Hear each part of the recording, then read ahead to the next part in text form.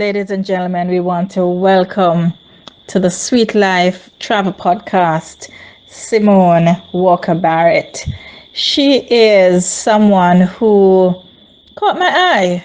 It's interesting when I say it that way, isn't it? But she did. The first thing that came across my screen, or maybe it was on TVJ. I think it was probably on TV first. Street Food Saturdays.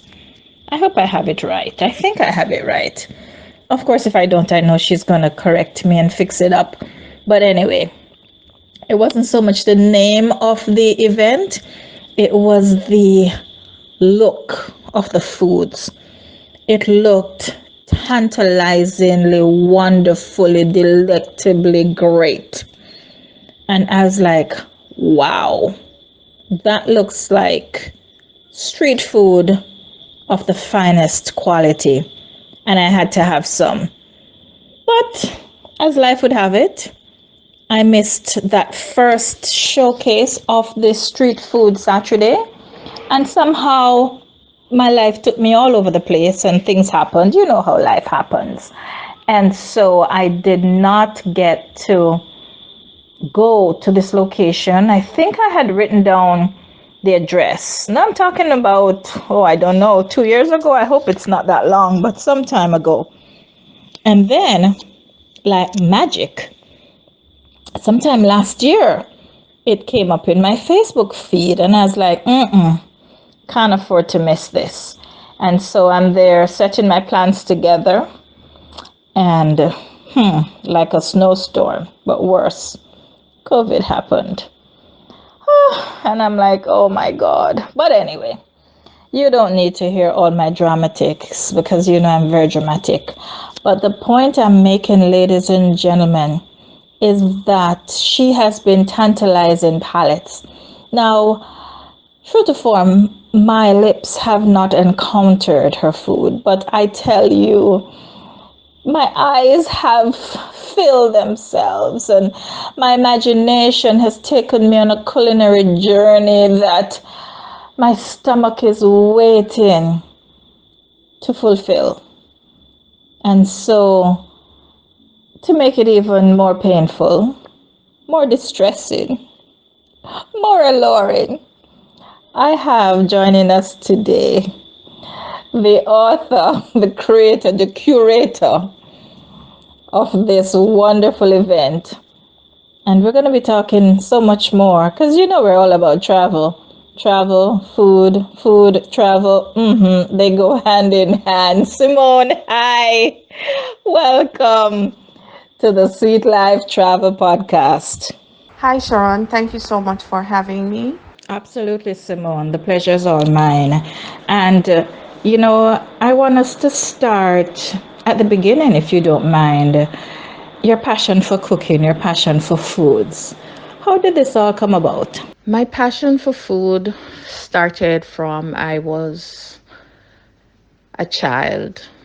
At about 9 years old, my parents, they were entrepreneurs, and my dad was a farmer, both livestock and catch crop farming. And so my parents will always cook everything that is fresh. So I knew where my food come from. People are now talking about soil to plate and farm to table. My life has been about farm to table. I knew everything we ate before it was cooked. I knew the vegetables from they were seeds. I knew the chickens from they were eggs. I knew the pigs from they were piglets. And so that's where the love of food really began for me. I was intrigued by how fresh the ingredients were and how my parents could just turn them into simple but tasty family meals. So I think that's where my passion for food started at the very, very early age of 9, watching my parents grow the food that we eat and then preparing it. I'm truly not surprised that you said that. I remember in the Facebook Live that you shared with us, and I was totally intrigued. As a matter of fact, I watched it one morning. Just as I got up, it came on, and I ended up being late because I couldn't put it down. I just had to watch it. And I remember you talking about going down to the river and catching shrimp and explaining the difference between shrimp and janga. And I'm a Kingston girl. I'm a Kingstonian, born in St. Andrew, under the clock, as they like to say. But I've always had a fascination for country life, rural living. I was always excited to see them, when I lived with my grandmother in the country, for example, raise the goats and the rabbits. I was particularly fascinated by the rabbits. And then kill and skin them. And that same day, we had rabbit meat in the pot. And so my life has been a wonderful melting pot of experiences and cultures that I know we're going to pull some of that out as we continue to talk. But yes, I was very excited, and that kind of grabbed me and held me spellbound. And I even went ahead and made the comment that your presentation rivals many that I have seen on Food Network, simply because at the end of it, without grabbing pen and paper, I was able to create a memory. And that pop chow salad with the sesame, the toasted sesame seeds, and that vinaigrette. Listen, it is on my top list of things to do. And that is what grabbed me. And I figure, yes, you're an educator, so you know how to engage. But there's some skills that really aren't taught. It's just intrinsic, and I sense that. And so I was very, very excited. And yeah, I must commend you. This is just amazing stuff right there. Thank you so much. Food for me is a culture, and culture is a way of life. And so I am fortunate to have a story to the meals that I prepared, because it didn't just happen. It has been a part of my life from the beginning. And so my expression of food is whimsical, but the focus is all about big, bold, tasty flavors, because for me, taste is everything. Taste is absolutely everything, because one will always remember the taste. All right, so a beautiful presentation will stay with you, but the taste lives on forever. And so I was blessed to have fresh food, tasty food as a child, and so I was inspired to be a chef. And so I went off to culinary school abroad, and I was trained formally, but then I quickly go back to how my parents prepare food, and so that became my cooking style. My cooking point of view is a very simple point of view, because of all of those things that I learned and didn't even know I was learning as a child. Like you mentioned, catching shrimp. For me, that was just, it was just there. And so instead of, sitting at home reading a book, my sister and I, we go to the river and we catch shrimp or we catch janga. And then we came home and we made seasoned rice, So that was fun for us, walking through the market or seeing my dad grow pop choy around the yard instead of growing flowers. And then just figuring out what else can I do with this pop choy, and breaking it off and tasting it and realizing that all vegetables can be eaten raw. You just need to add a little salt and pepper and acid, and it just makes it absolutely delicious. So I speak food, as my children would say. They would say to me, "Mommy, you speak food naturally." So food, to simplify it, is a way of life for me. I think if I wasn't doing food, I always wonder what else could I do, and I haven't come up with an answer yet. Wow, this is just great. And there's so many things that come flooding into my mind as you spoke just now. And the thing that I want to reach into, because we got to get the travel in there, right? Is the season rice. In that same Facebook live, and I encourage everybody to watch it. You can tell us where they can find it and all of that. But that one that intrigued me, you were speaking about the different versions, if you want to call it, of season rice based on geographic locations and all of that. And having lived and studied in Spain, just out of Barcelona, I was fascinated with the paella. Now, where I lived, close to Villanova la Geltrú, between basically Villanova la Geltrú and Vilafranca, which is wine growing region, it was normal, especially when it was time for us to pick grapes, to cook a big paella out in the bush, in the country, in the vineyard. And I remember the first time, that was my birthday gift. Never forgot it. The 14th of September, 1980. Okay, I'll reserve the year. It was long ago. 30 years ago. So yes, they'll do the math. So my birthday gift was to go grape picking. And that was just days after arriving in Spain. Not speaking any Spanish, but with a lovely family. They were really trying very hard to make me feel at home. And that was the first time I saw paella being cooked out in the open. I think we probably had it at home at some point. But being a country girl at heart, that was just so fascinating. So let us talk a little bit about your travels and your food inspired trips. Let's do that for a little bit, shall we? Okay, travel. Travel is very important to me, and I travel for food. Once I get off the plane, I try, and the first place I'll go to is a local market because those local vendors are the one that really preserving the food culture of the country. I find that when you go to the market, you get to learn the ingredients, the herbs, the spices, the meat, the way they cook. So I got very curious about traveling in culinary school because you're there with people from all over the world, and that is when I realized that ingredients cross paths, and another country will take the same ingredients and make it in a different way, or make it in a very similar way but call it a different name.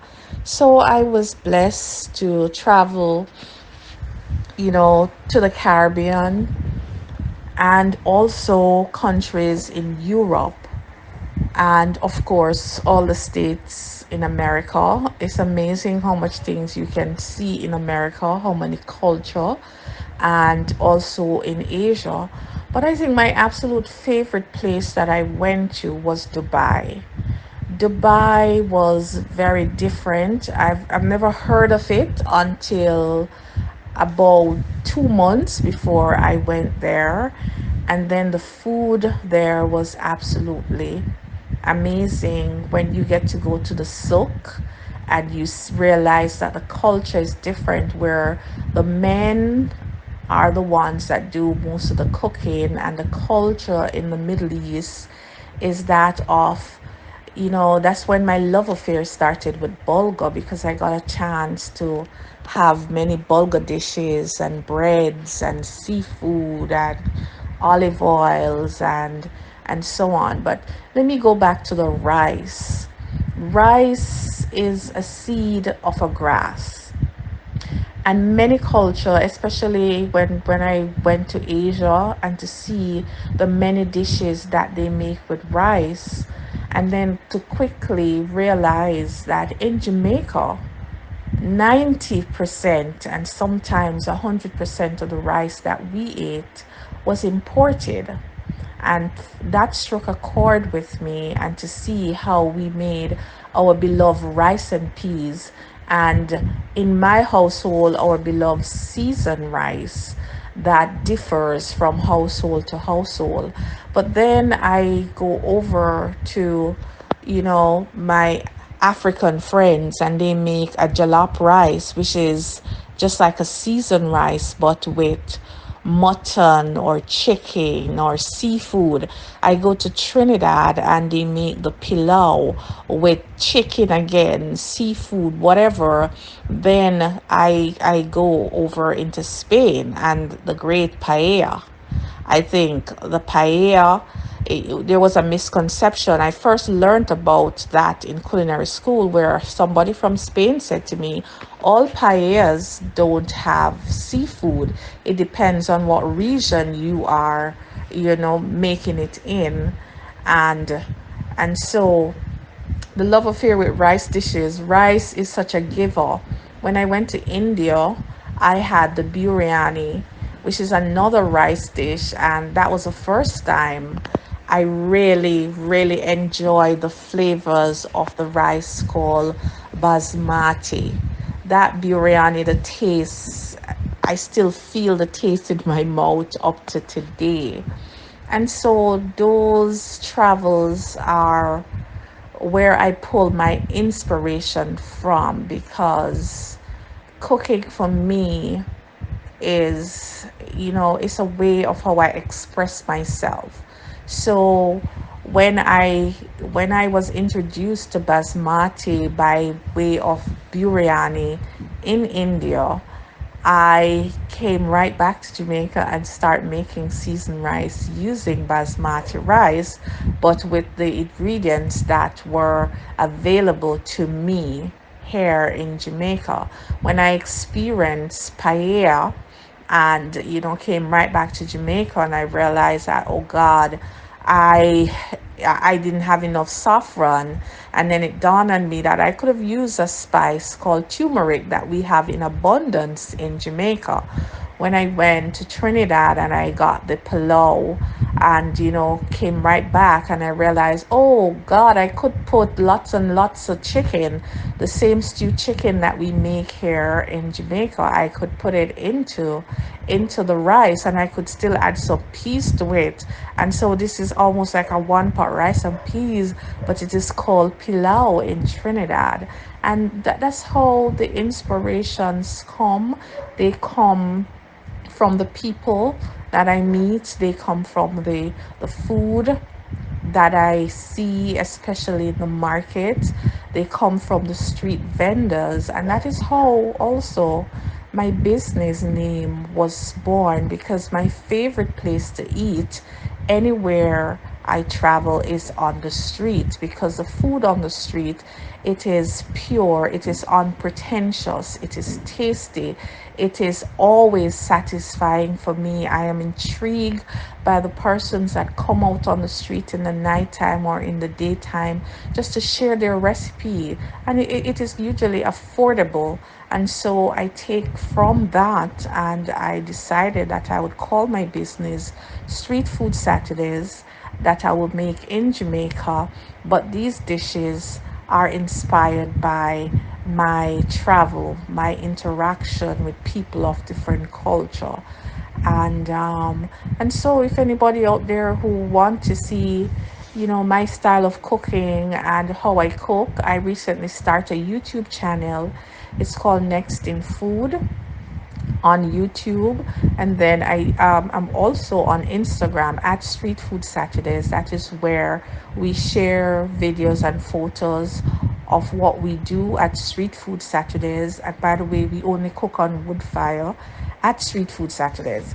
And that's another conversation, because traveling make me realize that wood fire cooking was not only a Jamaican thing, because growing up in Jamaica in the rural area, I was born in West Rural St. Andrew, and we had an outside kitchen that my dad cooked most of the dishes that we ate. And so I used to think that cooking on wood fire was a Jamaican thing until I start traveling and see that every culture uses wood fire. And that was amazing. And so when we decided about Street Food Saturdays, I said, you know what? We are going to be cooking 95% of our dishes on wood fire. Street Food Saturdays, that's where my journey with you began. I hope that's not where it will end. But I have decided that our local tripping experience, where we take people, both local and foreign nationals, on a journey of discovery, and we take them off the beaten path. We have built our signature 2-night trip on the last weekend of the month to coincide with Street Food Saturdays. Can you believe it? Because you see, cultural immersion is so important for me. And as Jamaicans living in Jamaica, we tend to travel a lot. You'll find a Jamaican in every area, everywhere in the world. But many times, we have not discovered the hidden gems of our country. And so, upon my return from Spain, I made it my point of duty to visit and to sleep in every single parish of Jamaica. And it sounded easy, but it took me 2 years between work and school and life and all of that. It took me 2 years to achieve this goal. But sleeping in each parish was one thing. Now, experiencing each parish, experiencing those areas off the beaten track within the parish, the districts, the little villages, totally different experience. And that is where I have moved our local tripping experience to become a part of discovering real Jamaica. Now, I want us just to kind of wrap up this presentation today with a little bit of any personal antidote, any little story, anything that comes to your mind that might have been amusing, amazing as it relates to food and travel. One of the most amazing things for me as it relates to food and travel is how easy it is to meet a new friend, to meet people in general, to connect with people. Food and travel crosses cultural barriers and language barriers and class and socialization. Food and travel, especially when you travel for food, food helps you to understand the story of the business and the culture of food, the story in terms of why is it, for example, in some culture they eat a lot of offals versus in some other culture they only eat the primal cuts of meat. And the simple answer to that, it goes back to culture. For example, Jamaican culture is coming from a place of slavery, and so we were forced to eat the reject cuts of meat. Slavery was not a choice for us, it was forced upon us. But out of that very disrespectful thing called slavery, became a food culture that is amazing. So cow foot, we eat cow foot, we eat liver, we eat tails like pigtails and necks and cow skin. It was not by choice. It is what the plantation owners, the slave masters, would have given to us because it's the reject meat. But then we take that and we make it into something absolutely tasty and delicious. And so it now has a rightful place in our food culture.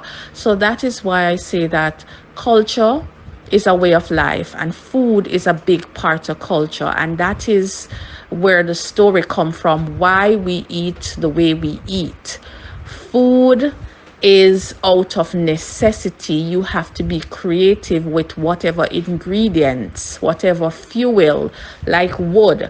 If you have a lot of wood, you have to find a way to cut it in smaller pieces, burn it into charcoal to make food, more tasty, more palatable.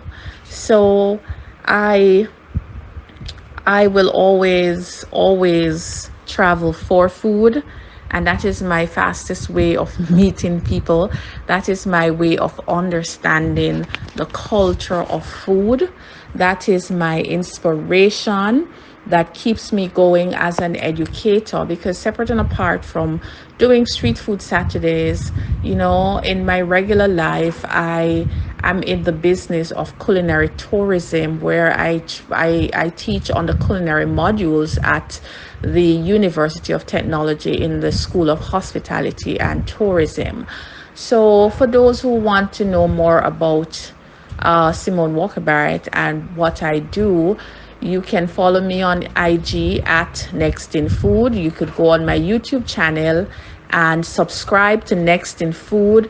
There is where I will be posting and where I am documenting my food culture, my food heritage as it relates to Jamaican food.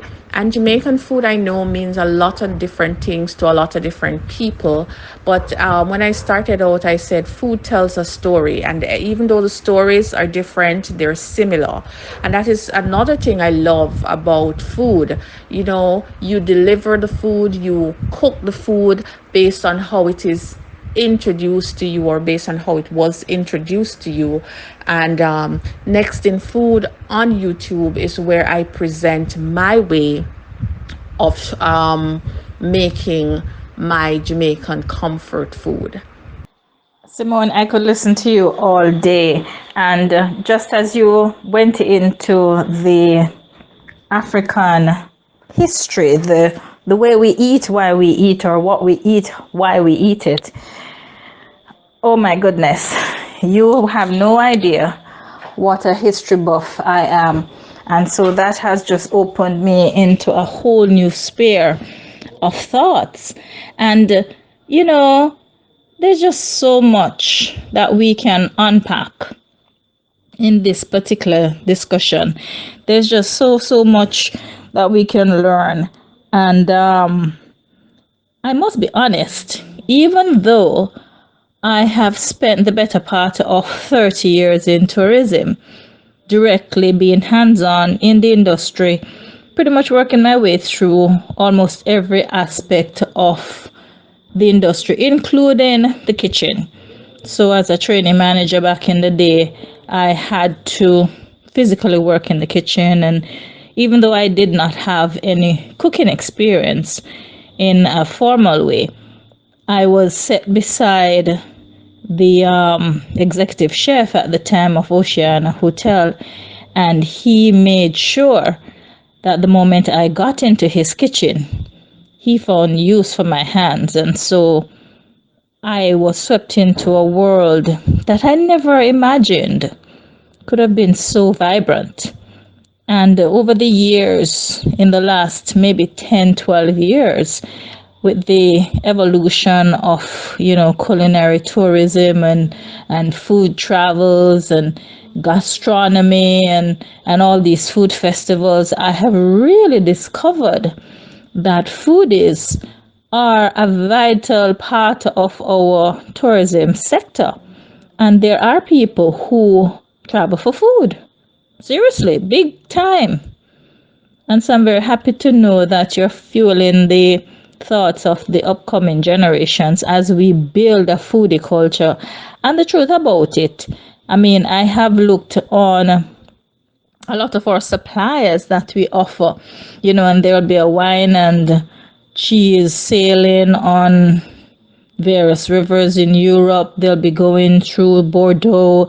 They'll be going to the vineyards and having these live encounters in the marketplaces, and people pay prime funds to have these experiences. And here I am listening to you, and I'm thinking, This is not just for Europe or Asia or some other place. This is for right here, for Jamaica. So, yes, thank you so much for bringing that to light. There are those persons who they do not necessarily see the person preparing the meal as a part of the journey. But certainly, your presentation opens that up to me in so many ways. And I really cannot wait to be able to sit at the feet of the maestro in your case and indulge. Man, I hear about the pork belly, and I already love pork belly just because it's pork belly. And I hear that street food Saturdays, the pork belly is the reason why people go there. So you can just imagine that that is kind of my anticipation. I want to talk about, just in brief, if you don't mind, something that happens a lot in a lot of other cultures, but it doesn't happen in our culture. And this idea just came to me simply because your discourse led me on a journey where I remember having butifara, which is a sausage made from pig's blood. What are your thoughts on these? I don't think they are the mainline or mainstream way of preparing food, but it was 10 months into my stay in Barcelona that I discovered that butifara was made from pig's blood, and the idea was very repulsive until I was told, well, you've been eating it for the past 10 months and it's your favorite sausage, so what are you going to do about it now? And at that point, I was like, pretty little I can do about it. And I just love Bodhifara. So, what are your thoughts? You know, we don't understand other people's culture many times, but all of these sausages and these other ways of consuming unorthodox items from the body of our animals. What are your thoughts on that? Jamaica is not known, in my opinion, as a foodie destination because for too long they promote it as sun, sand, and sea. However, I am glad that that is changing thanks to the younger chefs that are being influenced through social media to the world. People who can't get to travel, they're now seeing that food is culture and food is a big part of the culture, and that is why culinary tourism has been working in many other cultures for a long time. People always travel for food. If we go back in history, when the European travel and they will get these exotic spices, they will take it back to their culture and give it to the kings and queens as gift. The food is diverse as the different cultures around the world. I don't see Jamaica as a foodie destination, um, but there is room for it. Jamaicans are in love with their food. However, when somebody else try to cook it how they understand it, you know, Jamaicans get very upset about it and they jump on and they bash them. But if you should look at it, many of the food that we eat in Jamaica, 90% and more of the ingredients that we use to make our dishes in Jamaica is imported. The rice, the oxtail, the peas, aka the red beans, the sugar, the oils, the powdered milk, many aspects. The spices that we use. I mean, other than turmeric and pimento, what other spice does Jamaican produce? We don't produce enough to support our own population. So therefore, we have to import these food. And so culinary tourism has a place in Jamaica. It is just for the powers that be to really understand how that work. But I applaud all the chefs who are doing their part in that. And as it relates to the blood sausage, it's neither taboo nor strange to me. Many cultures have been eating blood sausages forever because let's look at blood. Blood is protein. And so when we look in the poorer parts of the country, in poorer countries, when we look in many cultures all over the world, they add blood to the sausage because sausages were created out of necessity. So we use again, so like for example in Jamaica we were taught to eat what we call the offals, the simpler cut, the reject cuts of meat, like the head and the feet and the tongues and the livers and the intestines. Tripe is the intestine that sausage is stuffed in. So you cut up a piece of meat and you put it into the intestine and you add blood to it, and it's just more protein you're adding to it, more moisture. In other culture, I see where they will pierce the neck of a bull and they will take some of the blood out and they will coagulate that and they would cut it up and saute it. So blood is protein. So I don't see it as weird. It's just that it's weird to a lot of Jamaicans because they've never had it. Anything that is new to most Jamaicans is either looked down upon because it's not a part of our culture, but many culture do it.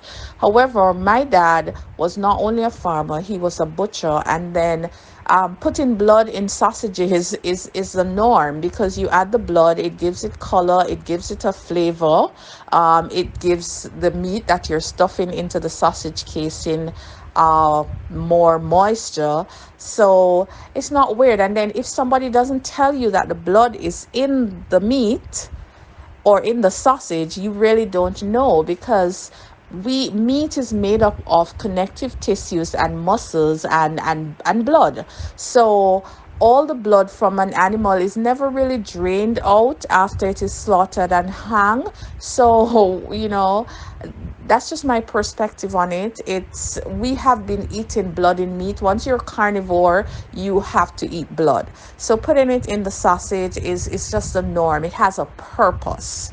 It has a purpose.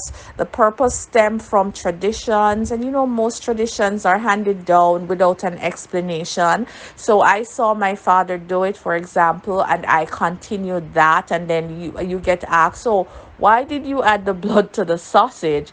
And nobody really can explain it, but for me, it is added for flavor. It is added to stretch it. It is added because blood can be eaten. The blood of the animal is protein. It is added to add more protein. It is added to add that mineral iron taste that you can get from blood. It is added for many, many, many, many reasons. And so this food culture, people travel. When we look in Asia, when you go to Manila, in the Philippines, and you see the street food people, when you go to Thailand and you see the food, people travel all over the world just because they hear about a particular food and they're into food, and they want to try it, they want that experience. And so food will always have a place in every single culture.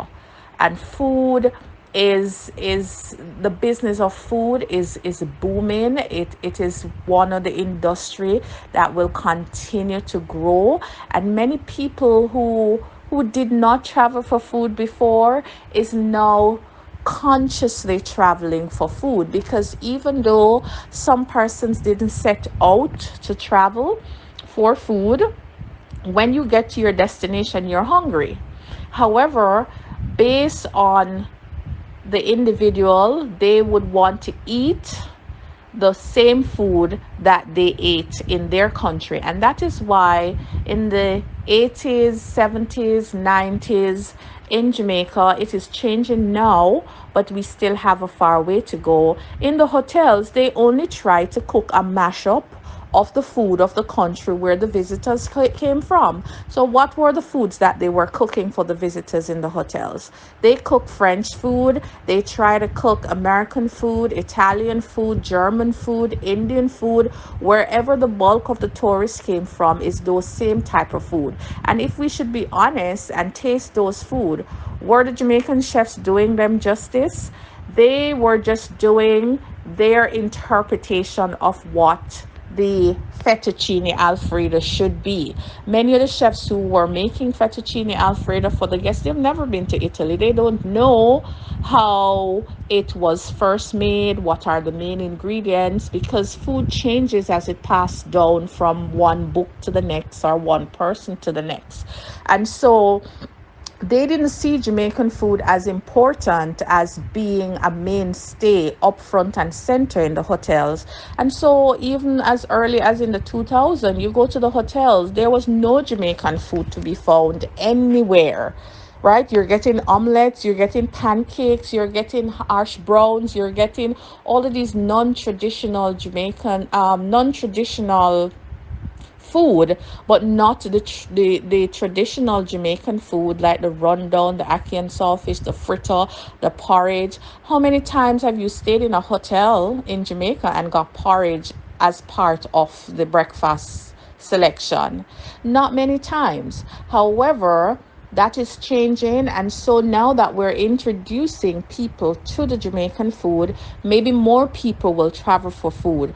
But once more, I want to big up the street vendors, because through social media, persons who normally travel for food, they will find themselves here for food, because every Jamaicans have a smartphone, or 9 out of 10 Jamaican have a smartphone and have access to internet. And so, if you're a street vendor and you are cooking food in the so-called traditional sense, the food that you know, and you showcase it. If you make a wicked hominy corn porridge and you're round the road round Dessa and you post on the internet, somebody in Germany will see it, and if they're a foodie, they're going to be intrigued by it, and they're going to come to Jamaica just to try the porridge, because they've been looking at it so long and they didn't see hominy corn before. They've never heard of it. They've never heard of banana porridge. They didn't know that coconut could go in there, and so they will come for that.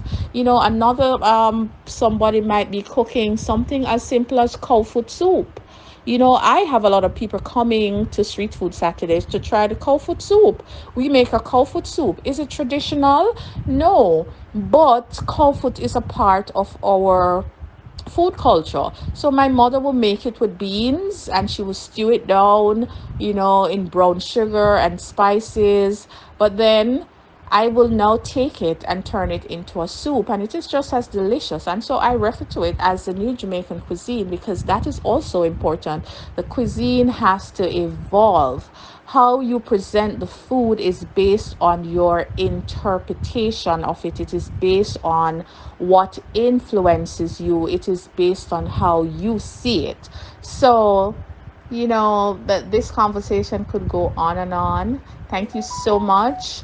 And let's keep our food culture alive. Let's introduce it to the rest of the world. Let's create more dishes. The Jamaican dishes can be more than what it is. It must be more than rundown saltfish, rice and peas, jerk chicken, fried chicken, oxtail, you name it. Oxtail, it always gets me every time. We do not produce oxtail in Jamaica. We don't. We don't. The farmers do not plant enough kidney beans for the rice and peas. If you should go into the supermarkets in Jamaica, the imported powdered coconut milk, or coconut milk in a can, is what 95% of Jamaicans put in their rice and peas. So sometimes we can be very hypocritical as it relates to what is Jamaican food culture. And so I love it, because food crosses path. When you go to Asia, you see so many coconut trees, and it makes you know that, look here, Jamaican don't own coconut trees because they had to come from somewhere to get here. And so food will always cross path. And because of that, people will always travel for food. And Jamaica being a food destination, we're not there yet because I don't think that is a primary reason for people to come to Jamaica because of how it was advertised. But there are a few people that will come to Jamaica for the foodie experience based on what they're seeing in social media. So I'm sure if I start making blood sausages at Street Food Saturdays, I will have a crowd because they are foodies within Jamaica and outside of Jamaica that will be curious to have that. This conversation could go on and on and on, but we are going to make it a little bit more exciting because very soon we hope to come out with the video version because Simone, they must see your food. And I've said it in 1,000 time presentations. If we could create an app for smell and taste, we'd be in big business. But they're just gonna have to imagine because we need to capture the essence of the food creations that you do, not only for Street Food Saturdays, but I'm very, very happy that you now have your YouTube channel, which is up and running, and we can really journey with you on these myriad of creations. Ladies and gentlemen, we have had the wonderful pleasure of sitting down with Simone Walker-Barrett, lecturer at UTech in foods. And I'm sure, she's more, in my mind, just from this little sit down, than a culinary genius. She takes you on a real culinary journey, and I cannot wait to have our food tours. I see that in the very near future. As a matter of fact, I see a total evolution of the food culture in Jamaica thanks to Simone. And I dare say I'm on the verge of calling her Dr. Barrett because just the presentation alone makes me want to go up to UTech and do a food course because, ladies and gentlemen, this is the type of lecturer that makes you want to dive in and go deep and really, really learn the material that is being presented. But it's all about food. And we're very happy. Another daughter of our soil, another great woman making inroads into Jamaican culture. This has been Sheri Fantastic Travels and Resorts presentation of the Sweet Life Travel Podcast. Hope we will have you on our next episode as we talk to interesting persons from around the world. Ciao for now.